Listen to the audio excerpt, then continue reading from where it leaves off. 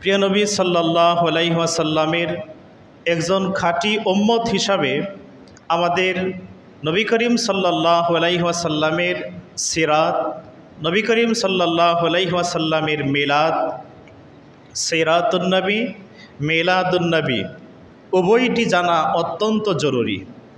এবং রাসূল করিম সাল্লাল্লাহু আলাইহি ওয়াসাল্লাম দুনিয়াতে আগমনের পূর্বে প্রিয় নবী সাল্লাল্লাহু আলাইহি ওয়াসাল্লামের অবস্থা হাল কেমন ছিল এ বিষয় নিয়ে বিগত জুমআতে আপনাদের মাঝে ইনশাল্লাহ আলোকপাত করার চেষ্টা করেছি। রাসূলুল্লাহ সাল্লাল্লাহু আলাইহি ওয়াসাল্লাম সম্পর্কে আমি আপনি যত জানব, নবীজির সম্পর্কে আমাদের তত মহব্বত, ভালোবাসা, প্রেম গাঢ় হবে। রাসূল সাল্লাল্লাহু আলাইহি ওয়াসাল্লামের সুন্নতের প্রতি টান, মহব্বত, মায়া, সুন্নতের আমলের প্রতি উৎসাহ আমাদের অনেক গুণ বেড়ে যাবে।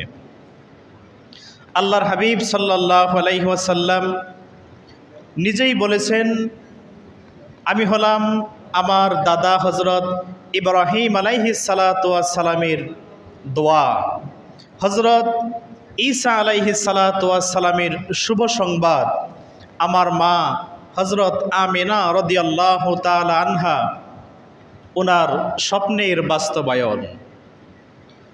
আল্লাহর হাবিব সাল্লাল্লাহু আলাইহি ওয়াসাল্লাম ইরশাদ করেছেন, আনা দাওয়াতু ইব্রাহিম ওয়া বাশারাতু ঈসা ওয়া রুইয়া উম্মিল্লাতি হিনা হামালাত। রাসূলুল্লাহ সাল্লাল্লাহু আলাইহি ওয়াসাল্লাম নিজেকে বলেছেন, আমি ইব্রাহিম আলাইহিস সালাতু ওয়াস সালামের দোয়ার প্রতিফলন। যে কথা আল্লাহ রাব্বুল আলামিন পবিত্র কোরআনুল কারীমের সূরা বাকারায় চমৎকারভাবে আল্লাহ রাব্বুল আলামিন ইরশাদ করেছেন। আল্লাহ রাব্বুল আলামিন বলেন, وَإِذْ يَرْفَعُ إِبْرَاهِيمُ الْقَوَاعِدَ مِنَ الْبَيْتِ وَإِسْمَاعِيلُ رَبَّنَا تَقَبَّلْ مِنَّا إِنَّكَ أَنْتَ السَّمِيعُ الْعَلِيمُ। আল্লাহ পাক বলতেছেন, রাসূল আমার, আপনি স্মরণ করুন সেই সময়ের কথা যখন হজরত ইব্রাহিম এবং হজরত ইসমাইল পবিত্র কাবা ঘরের ভিত্তি নির্মাণ করলেন। মাইকে ডিস্টার্ব হচ্ছে কেন? ইব্রাহিম আলাইহিস সালাতু ওয়াস সালাম আল্লাহর কাছে দোয়া করলেন, হে আমাদের রব, হে আমাদের প্রতিপালক, আমরা বাপ বেটা দুজন মিলে যে পবিত্র কাবা ঘরের ভিত্তি নির্মাণ করলাম, আপনি এটাকে কবুল মঞ্জুর করুন, নিশ্চয়ই আপনি সর্বশ্রোতা এবং মহাজ্ঞানী। এরকম ডিস্টার্ব হচ্ছে কেন মাইকে বুঝলাম না, এরকম তো হয় না।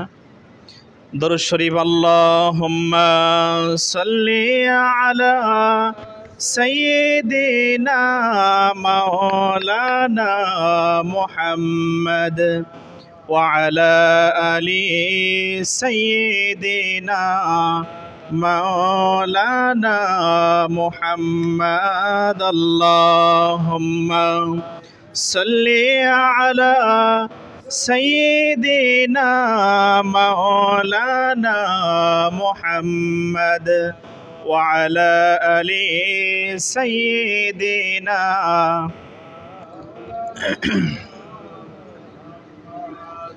যেহেতু এসি চালু আছে, মাঝখানে ফ্যানগুলো অফ করে দেও, শোনা যাবে, মাউথ পিস ডিস্টার্ব হয়ে গেছে।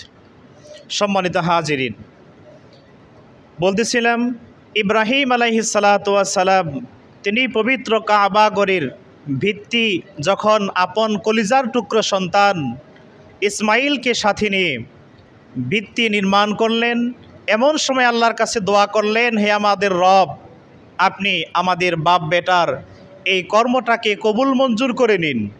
এখানে একটা চমৎকার উদাহরণ রয়েছে। দেখেন, ইব্রাহিম আলাইহিস সালাম পবিত্র কাবা ঘর নির্মাণ করে আল্লাহর কাছে দোয়া করলেন, তাহলে কাবা ঘর নির্মাণ করে আল্লাহর খলিল ইব্রাহিম আল্লাহর কাছে দোয়া করলেন, আর দুনিয়ার সমস্ত মসজিদ কাবা ঘরেরই একটি অংশ। তাহলে আমরা মসজিদ নির্মাণ করেও আল্লাহর কাছে দোয়া করা এটা বেদাত নয়, বরং এটি সুন্নতে ইব্রাহিম আলাইহিস সালাম। আল্লাহ রব্বুল আলামিন পরের আয়াতে বলেন, রব্বানা ওয়াজআলনা মুসলিমাইনি লাকা ওয়া মিন যুররিয়াতিনা উম্মাতাম মুসলিমাতাল লাক ওয়া আরিনা মানাসিকানা ওয়া তুব আলাইনা ইন্নাকা আনতাত তাওয়াবুর রহিম। আল্লাহর খলিল দোয়া করলেন, হে আমাদের রব, আপনি আমাদেরকে আপনার আজ্ঞাবহ করে দিন এবং আমার পরবর্তী সন্তান সন্ততিদের মধ্য থেকেও এমন একটি আজ্ঞাবহ জাতি দল আপনি তৈরি করে দিন। আপনি আমাদেরকে হজের নিয়মকানুন রীতিনীতি আমাদেরকে জানিয়ে দিন। নিশ্চয়ই আপনি এবং আমাদের তওবা কবুল করুন, নিশ্চয়ই আপনি তওবা কবুলকারী এবং অধিক দয়াময় মেহেরবান। এরপরে ইব্রাহিম আলাইহিস সালাম আল্লাহর কাছে একটা দোয়া করলেন, আল্লাহর কাছে চাইলেন, হে আল্লাহ, আমি আপনার কাছে একটি আবেদন করব। আল্লাহ বললেন, কি আবেদন খলিল আপনি বলুন। আল্লাহর খলিল হজরত ইব্রাহিম আলাইহিস সালাম তিনি বললেন, মাবুদ, আমি আপনার কাছে এমন একটি জিনিস চাই, এমন জিনিস চাই যা আপনার ভান্ডারে কেবলমাত্র একটি আছে, এর দ্বিতীয় আর হয় না। আল্লাহ বললেন কি? ইব্রাহিম আলাইহিস সালাতু ওয়াস সালাম তিনি বললেন, সেটি হচ্ছে আখিরি জামানার নবী মুহাম্মদ সাল্লাল্লাহু আলাইহি ওয়াসাল্লামকে আমার বংশধরায় আপনি প্রেরণ করে দিন, যে কথা পবিত্র কোরআনে সুস্পষ্টভাবে বর্ণিত হয়েছে। ইব্রাহিম আলাইহিস সালাম দোয়া করলেন, রব্বানা ওয়াবআস ফীহিম রাসূলাম মিনহুম ইয়াতলু আলাইহিম আয়াতিকা ওয়া ইউআল্লিমুহুমুল কিতাবা ওয়াল হিকমাহ ওয়া ইউযাক্কিহিম ইন্নাকা আনতাল আজিজুল হাকীম। আল্লাহর নবী ইব্রাহিম আলাইহিস সালাম তিনি দোয়া করলেন, হে আমাদের রব, আপনি তাদের মধ্য থেকে এমন একজন রাসূল প্রেরণ করুন যিনি আপনার কিতাব তাদেরকে শিক্ষা দিবে এবং আপনার আয়াত তাদেরকে তেলাওয়াত করে শোনাবে, কিতাব শিক্ষা দিবে, হিকমত শিক্ষা দিবে, মানুষের অন্তরকে পুত পবিত্র করবে। নিশ্চয়ই আপনি মহাপরাক্রমশালী এবং মহাপ্রজ্ঞাময়। এই হলো ইব্রাহিম আলাইহিস সালাতু ওয়াস সালামের দোয়া, যে দোয়ার ফসল হচ্ছেন আমার আপনার প্রিয় নবী সাল্লাল্লাহু আলাইহি ওয়াসাল্লাম। পরবর্তীতে ইসমাঈল আলাইহিস সালাতু ওয়াস সালামের বংশেই প্রিয় নবী সাল্লাল্লাহু আলাইহি ওয়াসাল্লামের শুভাগমন হয়েছে। আর একটি কথা আল্লাহ রাসূল বলেছেন, আমি হলাম হজরতে ঈসা রুহুল্লাহ আলাইহিস সালাম, তিনার শুভ সংবাদ। হজরত ঈসা তার কওমকে সূচনা লগ্ন থেকে শেষ পর্যন্ত আমার আপনার প্রিয় নবী প্রিয় রাসূল সাল্লাল্লাহু আলাইহি ওয়াসাল্লামের আগমনের শুভ সংবাদ, নবীজির মিলাদের কথা তার কওমকে জাতিকে প্রচার করে শুনিয়েছেন। তাহলে মিলাদুন নবী এটি কেবল নতুন বা নব্য অনুষ্ঠান নয়, এটি আল্লাহ তাআলা আলমে আরওয়াহ রুহের জগৎ থেকে নিয়ে শুরু করে প্রিয় নবী সাল্লাল্লাহু আলাইহি ওয়াসাল্লাম পর্যন্ত, নবী করিম সাল্লাল্লাহু আলাইহি ওয়াসাল্লাম থেকে আজ থেকে কিয়ামত পর্যন্ত এটা জারি ছিল, আছে এবং থাকবেই ইনশাআল্লাহ। কারণ সিরাতুন নবী এটি যেমন জরুরি, মিলাদুন নবীও ঠিক তদ্রূপ জরুরি। কেননা সিরাতুন নবী যার, মিলাদুন নবী তার, মিলাদুন নবী যার, সিরাতুন নবীও তার। হযরত ঈসা আলাইহিস সালাম তিনি তার কওমকে, তার মিল্লাতকে শুভ সংবাদ দিয়েছেন। আল্লাহ পাক কোরআনুল কারীমে ইরশাদ করে দিয়েছেন, ওয়া মুবাশশিরাম বিরাসূলি ইয়াতি মিন বা'দি ইসমুহু আহমদ। আমি তোমাদেরকে এমন একজন রাসূল, এমন একজন বার্তাবাহকের শুভ সংবাদ দিচ্ছি, যার নাম হচ্ছে আহমদ। রাসূলুল্লাহ সাল্লাল্লাহু আলাইহি ওয়াসাল্লামের পবিত্র নাম আসমানে আহমদ, পৃথিবীবাসীর নিকট মুহাম্মদ। আল্লাহর হাবিব আরেকটি কথা বলেছেন, আমি হচ্ছি আমার মায়ের স্বপ্ন। সিরাতের কিতাবে এসেছে রাসূলুল্লাহ সাল্লাল্লাহু আলাইহি ওয়াসাল্লামের সম্মানিতা আম্মাজান হযরতে আমেনা রাদিয়াল্লাহু আনহা, তিনি আল্লাহর হাবিব সাল্লাল্লাহু আলাইহি ওয়াসাল্লামকে গর্ভধারণ করে একটা স্বপ্ন দেখলেন খুব প্রথম পর্যায়ে। তখন নবীজির আব্বাজান দুনিয়াতে জীবিত। হযরত আমেনা স্বপ্নে দেখলেন, দেখার পর হযরতে আব্দুল্লাহ রাদিয়াল্লাহু আনহু, তিনি ওই জামানায় স্বপ্নে যিনি খুব অভিজ্ঞ ছিলেন, বিচক্ষণ, এমন ব্যক্তির কাছে নিয়ে গেলেন। স্বপ্নের বিবরণ শোনানো হলো। মা আমেনা রাদিয়াল্লাহু আনহা তিনি বললেন, আমি স্বপ্নে দেখলাম এক বিশাল বড় এক বৃক্ষ, যেই বৃক্ষে ডালে ডালে পাতায় পাতায় অনেক নূর চমকাচ্ছে। ওই বৃক্ষের মধ্যে একটা চমৎকার অতি উজ্জ্বল বড় একটা নূর আমি সেটা দেখতে পেলাম। সেটা গাছের মধ্যে কিছুক্ষণ জ্বলছে, অতঃপর সেই নূরটা আমি আমেনা আমার কোলের উপর এসে স্থির হয়ে গেল। স্বপ্নবিদ তাওরাত জাবুরে পারদর্শী ছিলেন। তিনি বললেন, আপনার নসিব বড় ভালো, আপনি যে বৃক্ষটা দেখেছেন সেই বৃক্ষ দ্বারা হজরতে ইব্রাহিম খলিল উদ্দেশ্য। আর বৃক্ষের মধ্যে যে আপনি ডালপালায় ছোট ছোট নূর দেখেছেন, এরা হজরত ইসমাইল আলাইহিস সালাতু ওয়াস সালামের বংশের পূর্বপুরুষ। আর বড় একটা নূর যেটি আপনি আপনার পবিত্র কোলে পড়তে দেখেছেন, সেই নূরটা হচ্ছে নূরে মুহাম্মাদি সাল্লাল্লাহু আলাইহি ওয়াসাল্লাম। অতি সত্বর সেই নূর আল্লাহ পাক আপনাকে দান করবেন। আপনার কুল জুড়ে নূরে মুহাম্মাদির আগমন হবে, বলুন সুবহানাল্লাহ।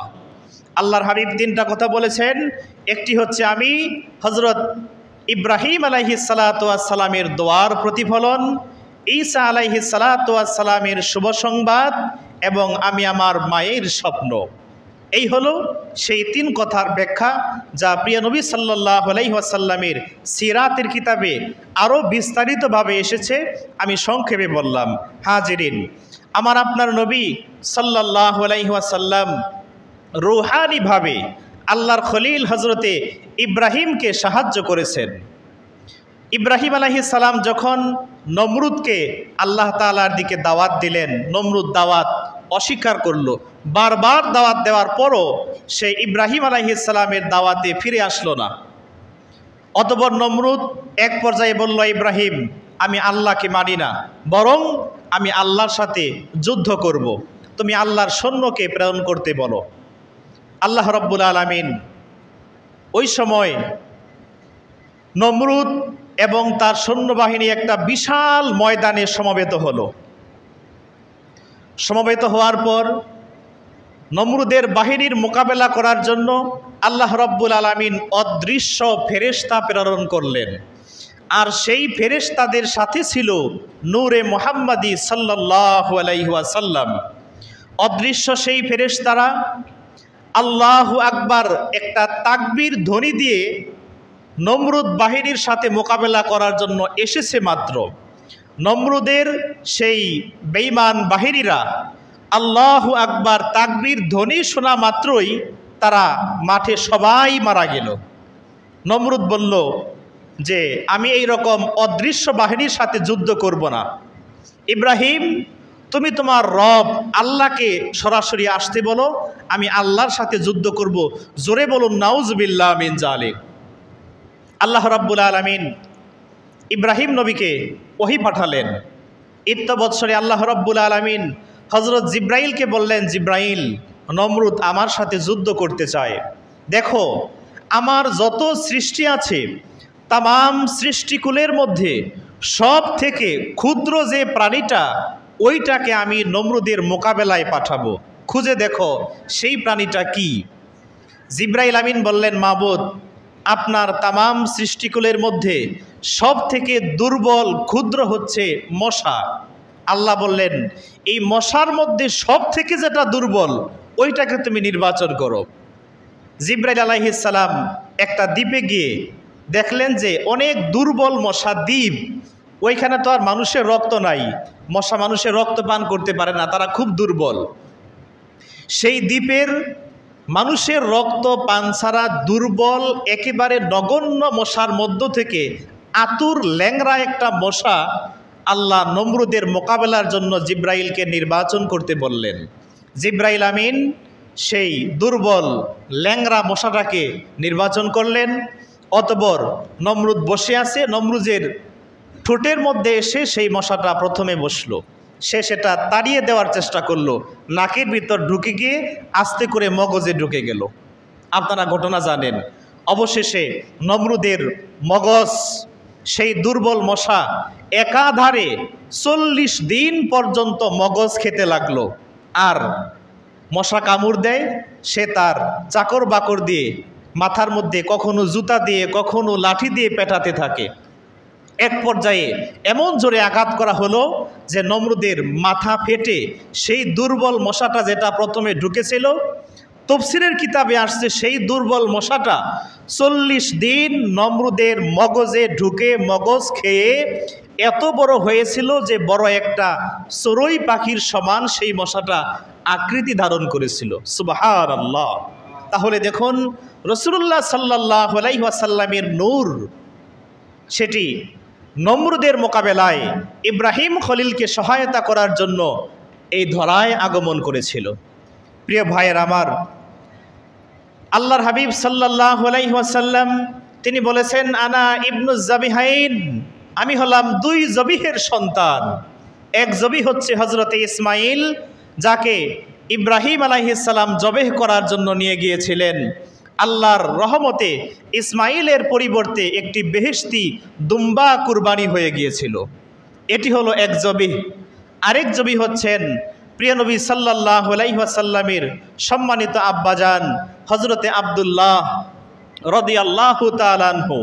আমরা সবাই মনে প্রাণে বিশ্বাস করি নূর নবী সাল্লাল্লাহু আলাইহি ওয়াসাল্লামের আব্বা এবং আম্মাজান উভয়ই নাজাত প্রাপ্ত, উভয়ই জান্নাতি, এতে আমাদের কোনো সন্দেহ নেই। নবী করিম সাল্লাল্লাহু আলাইহি ওয়াসাল্লাম বলেছেন, আমি 2 জবিহের সন্তান, এক হজরত ইসমাইল, আরেকজন আমার বাবা হজরতে আব্দুল্লাহ। কিভাবে? সংক্ষেপে আমি তারিখে ইসলাম কিতাব থেকে সেটি আপনাদের সামনে উপস্থাপন করছি।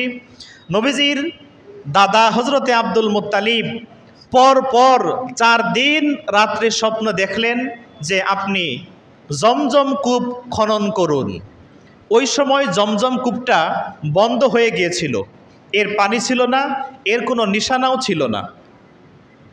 4র্থ দিন স্বপ্ন দেখার পর নবীজির দাদা আব্দুল মুত্তালিব তিনি এবং তার এক পুত্র মিলে সাফা মারোয়া পাহাড়ের মধ্যখানে, যেখানে আসিফ এবং নাইলা নামক মূর্তি স্থাপিত ছিল জাহিলি যুগে, ঠিক ওইখানে জমজম কূপের নিদর্শন আল্লাহ পাক স্বপ্নযুগে দেখালেন। তিনি জমজম কূপ খননের জন্য সেখানে গেলেন, কিন্তু মক্কার পৌত্তলিক কুরাইশরা ব্যাপকভাবে বাধা দিল। নবীজির দাদা বাধার সম্মুখীন হওয়ার পরেও তিনি খনন কাজ ধীরস্থিরভাবে করতে লাগলেন।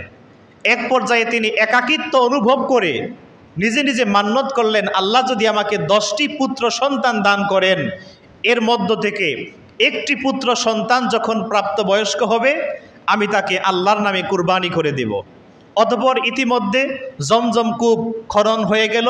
জমজম কূপ থেকে আল্লাহর কুদরতে সুমিষ্ট পানি, যা রোগের জন্য শেফা, এটি আস্তে করে উঠতে লাগলো। বলুন সুবহানাল্লাহ। জমজম কূপ খনন করার পর নবীজির দাদা আব্দুল মুত্তালিব, উনার সম্মান, প্রতিপত্তি, ইজ্জত, প্রভাব কুরাইশদের মধ্যে আরও অনেক গুণে বেড়ে গেল। এবার তার মান্যত পূরণ করার পালা। আল্লাহ পাক তাকে পরপর 10টি পুত্র সন্তান দান করলেন। তিনি লটারির মাধ্যমে নির্বাচন করলেন। নাম আসলো নবীজির আব্বা হজরতে আব্দুল মুত্তালিব রাদিয়াল্লাহু আনহুর। আব্দুল মুত্তালিবকে কুরবানি গাহে নিয়ে যাওয়া হচ্ছে। প্রতিমধ্যে কুরাইশ নারী পুরুষ ধনী সবাই বাধা দিল যে না, আব্দুল্লাহ আপনার প্রাণাধিক পুত্র, আর এর চেহারার মধ্যে যে নূরটা দেখা যায় আপনার বাকি সন্তানদের মধ্যে সেই নূর লক্ষ্য করা যায় না, সুতরাং আপনি আব্দুল্লাহকে জবেহ করবেন না। নবীজির দাদা আব্দুল মুত্তালিব তিনি তার মান্যত পূরণ করার জন্য দৃঢ়চিত্ত রইলেন। অবশেষে সিদ্ধান্ত আসলো যে এটার ফয়সালা দিবে অমুক জায়গার এক বিদুষী একজন মহিলা, জ্যোতিষী মহিলা, তার কাছে নিয়ে যাওয়া হলো আব্দুল্লাহকে সাথে নিয়ে। তিনি বললেন যে কুরাইশদের কাছে একটা খুনের বদলা সমান 10টা উট, তোমরা এক পাশে আব্দুল্লাহর নাম লেখো, আরেক পাশে 10টা উট রাখো, লটারি দাও, লটারিতে যদি আব্দুল্লাহর নাম ওঠে তাহলে 10টা উট কুরবানি দেবে, যদি উট আসে প্রতিবার উটের সংখ্যা 10টা করে বাড়াতে থাকবে যদি আব্দুল্লাহর নাম আসে। এইভাবে লটারি দেওয়া হলো, আব্দুল্লাহ নাম আসে, 10টা উট বাড়ানো হয়, আবার লটারি দেওয়া হয়, আব্দুল্লাহর নাম আসে, 10টা উট বাড়ানো হয়। এইভাবে প্রথম, দ্বিতীয়, তৃতীয়, চতুর্থ, পঞ্চম, সপ্তম, অষ্টম, নবম, 10ম বার পর্যন্ত নবীজির বাবার নাম আসে, আর উটের সংখ্যা 10 10 করতে বাড়াতে বাড়াতে 100 উটের সংখ্যা গিয়ে পৌঁছলো। যখন 100 উটের সংখ্যায় পৌঁছলো, ওই সময় আব্দুল্লাহ রাদিয়াল্লাহু আনহুর নাম না এসে উটের নাম আসলো। নবীজির দাদা বিষয়টাকে আরও সুস্পষ্ট করার জন্য আরও 2 বার লটারি দিলেন। দেখা গেল আরও 2 বার নবীজির বাবার নাম না এসে উটের নাম আসলো। অবশেষে নবীজির দাদা আব্দুল মুত্তালিব তিনি 100 উট জবেহ করে পুরো মক্কার ধনী গরিব সবাইকে তিনি খাইয়ে দিলেন। ইতিহাসের কিতাবে আসছে ওই জামানায় একজন সুন্দরী বিদুষী তাওরাত কিতাবের পারদর্শী একজন মহিলা ছিলেন, যার নাম ছিল ফাতেমা। তিনি আল্লাহর হাবিব সাল্লাল্লাহু আলাইহি ওয়াসাল্লামের আব্বাজান হযরত আব্দুল্লাহকে বিয়ের প্রস্তাব দিলেন। আব্দুল্লাহ রাদিয়াল্লাহু আনহু প্রস্তাব নাকচ করলেন, বলল আমি আমার বাবার অনুমতি ছাড়া শুধু তোমার প্রস্তাবে আমি তোমাকে বিয়ে করতে পারবো না।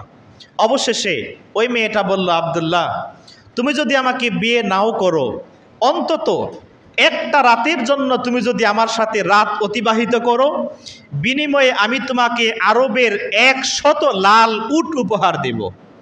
আল্লাহর হাবিব সাল্লাল্লাহু আলাইহি ওয়াসাল্লামের বাবা এতেও অসম্মতি জ্ঞাপন করলেন, কারণ এ প্রস্তাব ছিল কুপ্রস্তাব। অতঃপর নবীজির বাবার সাথে হযরত আমেনার বিয়ে হয়ে গেল। তিনি শ্বশুরালয়ে 3 রাত যাপন করে যখন মক্কায় ফিরে আসলেন, ওই মেয়েটা আব্দুল্লাহকে দেখার জন্য অন্যান্য দিন জানালা দিয়ে উকি দিয়ে দেখে, রাস্তার কোনায় দাঁড়িয়ে থেকে দেখে, কিন্তু আজকে আব্দুল্লাহকে দেখা মাত্রই সে দৌড়ে ঘরের ভিতরে চলে গেল। আল্লাহর হাবিবের আব্বাজান ওই মেয়েকে ডাক দিয়ে বলল, কি ব্যাপার, তুমি অন্যান্য দিন আমাকে দেখার জন্য রাস্তায় দাঁড়িয়ে থাকো, আজকে তো আসলে না? ওই মেয়েটা বলল, আব্দুল্লাহ শোনো, বিগত দিন আমি তোমাকে বিয়ের প্রস্তাব দিয়েছিলাম, তুমি রাজি হওনি। তোমাকে 100 উট হাদিয়া দিতে চেয়েছিলাম, একটি রাত তোমার কাছে আমি রাত কাটাবো বলে। আব্দুল্লাহ জেনে রেখো, আমি নষ্ট চরিত্রা ভ্রষ্টা কোনো নারী নই। আমি তাওরাত এবং ইনজিল আসমানি কিতাবের মাধ্যমে আমি জানতে পেরেছি তোমার ভিতরে, তোমার কপালে আল্লাহ তাআলা নূরে মুহাম্মাদি স্থাপন করে দিয়েছেন। সেই নূরে মুহাম্মাদিটার মা হওয়ার জন্য, গর্ভে ধারণ করার জন্য আমি তোমাকে এই প্রস্তাব দিয়েছিলাম। প্রকৃতপক্ষে আমি কোনো চরিত্রহীনা নারী নই। সম্মানিত ভাইয়েরা আমার, দালাইলুন নবুয়াত কিতাবে আসছে, বিয়ের আগে হযরতে আব্দুল্লাহ রাদিয়াল্লাহু তাআলা আনহু কাবার চত্বর দিয়ে হেঁটে যাচ্ছিলেন। ওইখানে কাবার পাশ দিয়ে কুরাইশ বংশের যুবতী মেয়েরা বসা ছিলেন। ওই সময় পর্দা ছিল না, ইসলাম ছিল না। এক বৃদ্ধা মহিলা সেই যুবতী মেয়েদেরকে লক্ষ্য করে বললেন, ইয়া নিসা কুরাইশ আইয়াতুকুন্না তাতাজাওয়াজু হাযাল ফাতা। হে কুরাইশ রমণীগণ, তোমাদের মধ্যে এমন কে আছে যে আব্দুল্লাহর কাছে বিয়ে বসবে? কুরাইশ মেয়েরা বলল, আব্দুল্লাহর কাছে বিয়ে বসলে আমাদের কি লাভ হবে? বৃদ্ধা মহিলা বলল, তোমরা তো দেখো না, আমি দেখি। ইন্না বাইনা আইনাইহি নূরা। ওরে কুরাইশ রমণীগণ, নিশ্চয়ই আব্দুল্লাহর কপালের দুই চোখের মাঝখানে নূরে মুহাম্মাদি দেখা যায়, অন্য কোনো যুবকের মাঝখানে সেই নূরে মুহাম্মাদি দেখা যায় না। অতঃপর যখন আব্দুল্লাহ রাদিয়াল্লাহু তাআলা আনহু বিয়ে করলেন, মা আমেনার সাথে রাত্রি অতিবাহিত করলেন, আল্লাহর কুদরতে সেই নূরে মুহাম্মাদি মা আমেনা রাদিয়াল্লাহু তাআলা আনহার পবিত্র রেহামের মধ্যে আল্লাহ স্থানান্তরিত করে দিলেন। ভাইরা আমার, বন্ধুরা আমার, শামাইলে তিরমিজি কিতাবের মধ্যে এসেছে, আল্লাহর হাবিব সাল্লাল্লাহু আলাইহি ওয়াসাল্লাম যখন সাহাবায়ে আজমাইনদের সাথে কথা বলতেন, কথার মাঝখানে আল্লাহর হাবিব সাল্লাল্লাহু আলাইহি ওয়াসাল্লাম যখন হাসতেন, সাহাবী বলেন, ইদা তাকাল্লামা রুইয়াকান নূর ইয়াখরুজু মিন বাইনিস সানায়া। আল্লাহর হাবিব সাল্লাল্লাহু আলাইহি ওয়াসাল্লাম যখন হাসতেন, মুস্কি হাসি হাসতেন, নূর নবীজির সামনের এই দুই দাঁতের মাঝখানে সামান্য একটু ফাঁকা ছিল, এতে আল্লাহর হাবিবের সৌন্দর্য আরও বহুত গুণে বৃদ্ধি পেত। রাসূলুল্লাহ যখন হাসতেন, সাহাবীরা বলতেন, আমরা দেখতাম নূর নবীজির দুই দাঁতের মাঝখান দিয়ে যেন হাসির ফাঁকে নূর মোবারক ঝরে ঝরে পড়ত। সুবহানাল্লাহ। ইমাম আব্দুর রাজ্জাক, যিনি ইমাম বুখারী রাহমাতুল্লাহি আলাইহির দাদা উস্তাদ, তিনি হাদিস নকল করেছেন মুসান্নাফে। আন আব্দুল্লাহ ইবনে আব্বাস রাদিয়াল্লাহু তাআলা আনহুমা ক্বালা লাম ইয়াকুন লিরাসূলিল্লাহি সাল্লাল্লাহু আলাইহি ওয়াসাল্লাম জিল্লুন ওয়া লাম ইয়াকুম মা'আশ শামসি কাত্তুন ইল্লা গালাবা দাউহু দাওআশ শামস ওয়া লাম ইয়াকুম মা'আস সিরাজি কাত্তুন ইল্লা গালাবা দাউহু দাওআস সিরাজ। নবীজির আপন চাচাতো ভাই হযরতে আব্দুল্লাহ বিন আব্বাস রাদিয়াল্লাহু তাআলা আনহুমা তিনি বলেন, নূর নবী সাল্লাল্লাহু আলাইহি ওয়াসাল্লামের দেহের কোনো ছায়াই ছিল না, কারণ নবীজির আপাদা মস্তক ছিল নূর, আলোর তো কোনো ছায়া হয় না। আল্লাহ রাসূল যখন আমরা দেখতাম আল্লাহর হাবিব যখন সূর্যের আলোর সামনে দাঁড়াতেন, সূর্যের আলোয় নবীজির দেহ মোবারকের ছায়া পড়তো না, কারণ আল্লাহর হাবিব সাল্লাল্লাহু আলাইহি ওয়াসাল্লামের জিসেম মোবারকে আল্লাহ যে নূর ঢেলে দিয়েছেন, সেই নূর সূর্যের আলোর উপর প্রভাব বিস্তার করত। রাত্রিবেলায় রাসূল করিম সাল্লাল্লাহু আলাইহি ওয়াসাল্লাম যখন কোনো সিরাজ মানে বাতির সামনে দাঁড়াতেন, বাতির আলোয় নবীজির দেহ মোবারকে ছায়া পড়তো না, কারণ নবীজির দেহ মোবারকের নূর সেই বাতির আলোর সামনে প্রভাব বিস্তার করত। রাসূলুল্লাহর নূরের প্রাধান্যটাই বেশি পেত। সুবহানাল্লাহ। সম্মানিত হাজিরিন, বুখারী শরীফের মধ্যে আসছে, আল্লাহর হাবিব সাল্লাল্লাহু আলাইহি ওয়াসাল্লাম বিখ্যাত বীর সাহাবী হযরতে খালিদ সাইফুল্লাহ, যাকে আল্লাহর হাবিব আল্লাহর তলোয়ার উপাধি দিয়েছিলেন, হযরতে খালিদ বিন ওয়ালিদ রাদিয়াল্লাহু তাআলা আনহুকে যুদ্ধের সেনা প্রধান বানিয়ে আল্লাহর হাবিব যুদ্ধে পাঠিয়ে দিলেন। আল্লাহর কাছে দোয়া করলেন। হযরত আনাস বিন মালিক রাদিয়াল্লাহু তাআলা আনহু বললেন যে, আমি দেখলাম আল্লাহর হাবিব হযরতে খালিদ বিন ওয়ালিদ রাদিয়াল্লাহু আনহু এবং মুসলমান সাহাবায়ে আজমাইনদের বিজয় যাতে আল্লাহ দান করেন, এই জন্য রাসূলুল্লাহ সাল্লাল্লাহু আলাইহি ওয়াসাল্লাম দোয়া করলেন। দোয়ার এক পর্যায়ে আল্লাহর হাবিব নবীজির হাত মোবারক এত উঁচু করলেন যে হাত্তা রাআইতু বায়াদ ইবতাইহি, আল্লাহর হাবিব এমনভাবে দুই হাত উঁচু করলেন, নূর নবী সাল্লাল্লাহু আলাইহি ওয়াসাল্লামের বগল থেকে আমি নূর নবীর বগলের নূর স্পষ্ট দেখতে পেয়েছি। সুবহানাল্লাহ। ইমাম ইবনু হাজার হাইসামি রহমাতুল্লাহি আলাইহি আন-নি'মাতুল কুবরা আলাল আলাম কিতাবের মধ্যে তিনি লিখেছেন, আন উম্মিল মুমিনিন আয়েশা রাদিয়াল্লাহু তাআলা আনহা قالت كنت أخيط في السهر لثوبا رسول الله صلى الله عليه وسلم ফান্তফাল মিসবাহা ওয়া সুকিতাতুল ইবরাতু মিন ইয়াদি ফাদাখালা রাসূলুল্লাহি সাল্লাল্লাহু আলাইহি ওয়াসাল্লাম ফাআদাআল বাইতু মিন নূরি ওয়াজহিহি ফাওয়াজাতুল ইবরা। উম্মাহাতুল মুমিনিন আম্মাজান হযরতে আয়েশা রাদিয়াল্লাহু তাআলা আনহা তিনি বলেন, কোনো একদিন রাত্রিবেলায় বাতির আলোর সামনে আমি রাসূলুল্লাহ সাল্লাল্লাহু আলাইহি ওয়াসাল্লামের জামা মোবারক সুই সুতা দিয়ে সেলাই করছিলাম। ঘটনাক্রমে হঠাৎ যেই বাতির আলোয় আমি আল্লাহর হাবিবের জামা মোবারক সেলাই করছিলাম, সেই বাতিটা নিভে গেল।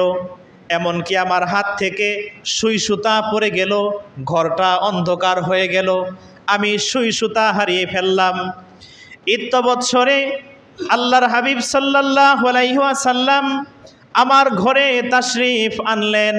আমি আয়েশা রাদিয়াল্লাহু আনহা দেখতে পেলাম রাসূলুল্লাহ সাল্লাল্লাহু আলাইহি ওয়াসাল্লামের নূরের চেহারা যখন আমার ঘরে প্রবেশ করলো, আল্লাহর হাবিবের চেহারা থেকে এমন নূরের ঝলক, এমন ঝলকানি বের হলো, আমার তামাম ঘরটা নূরে নুরানি হয়ে আলোকিত হয়ে গেল। বলুন সুবহানাল্লাহ। অতঃপর আমি রাসূলুল্লাহ সাল্লাল্লাহু আলাইহি ওয়াসাল্লামের নূরের চেহারার সেই আলোয় অন্ধকার ঘর আলোকিত হয়ে গেল। অতঃপর আমি সেই সুই সুতাটা আবার খুঁজে পেলাম। সুবহানাল্লাহ। যেখানে আম্মা জান আয়েশা রাদিয়াল্লাহু আনহা আল্লাহর হাবিবকে বলেছেন নবীজির চেহারা নূর ছিল, সেখানে আমাদের দেশের মোল্লা মুন্সিরা বলে আমার আপনার নবী নূর নয়, আমার আপনার মতো সাধারণ মাটির তৈরি মানুষ। জোরে জোরে বলুন নাউজুবিল্লাহ। রাসূলুল্লাহ সাল্লাল্লাহু আলাইহি ওয়াসাল্লামকে তো সাধারণ বলা যাবেই না, মাটি বলা যাবেই না। হ্যাঁ, নবী করিম সাল্লাল্লাহু আলাইহি ওয়াসাল্লামের দেহ মোবারকে সিরাতের কিতাবে আসছে মাটি ছিল, তবে ওই মাটিটাও নূর, ওই মাটিটাও দুনিয়ার সাধারণ কোনো মাটি নয়, ওইটা নবীজির রওজা শরীফেরই মাটি। আর নবীজির রওজা শরীফের যে মাটিটা, ওইটা মাটি নয়, নামে মাটি কিন্তু ওইটা নূর। নবীজির রওজা শরীফের যে মাটি, এই মাটির মর্যাদা আল্লাহর আসমান জমিন এমনকি আল্লাহ রাব্বুল আলামিনের আরশে আজিমের চাইতেও দামি। বলুন সুবহানাল্লাহ। একটু দরুদ শরীফ সাল্লাল্লাহু আলা মুহাম্মাদ সাল্লাল্লাহু আলাইহি সাল্লাল্লাহু আলা মুহাম্মাদ সাল্লাল্লাহু আলাইহি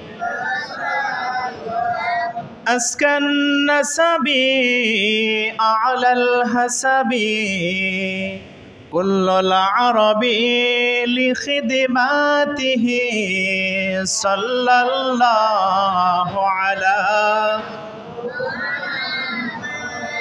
صلى الله عليه وسلم صلى الله على